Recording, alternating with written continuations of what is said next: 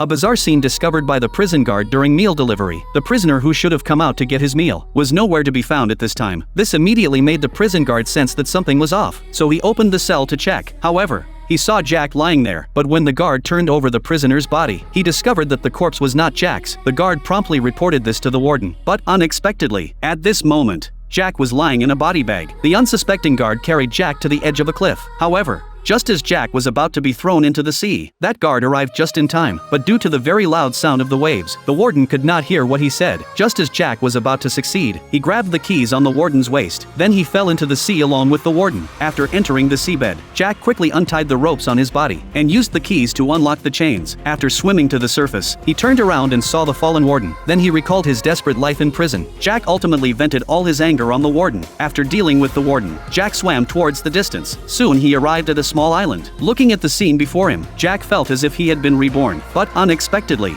a group of people had already set their sights on him, and at this time, Jack also noticed something unusual. The group of people in front of him were pirates. However, the leader of the pirates did not give Jack a hard time. Instead, he made Jack duel with a traitor. Whoever won could survive. Because the other side had a large number of people, Jack had no choice but to agree. Later, the pirates untied John. Soon the two began a duel. However, despite John's fierce attacks, he could not harm Jack at all. In the end, he was knocked to the ground by Jack instead, but Jack did not kill John. Instead, he started explaining to the pirate leader and promised that both of them would absolutely obey the leader. In the end, he successfully saved himself and John. Looking at the scene before him, his heart also began to change. Soon they arrived at the mainland. After many days of getting along, the leader also understood Jack's past. In the end, the leader decided to let Jack leave, and John also left with Jack at this time. Returning to his hometown, Jack discovered this place had long since changed. He found his old friends based on his memories. However, after 17 years of separation, his friends had long forgotten him. Thinking about it now,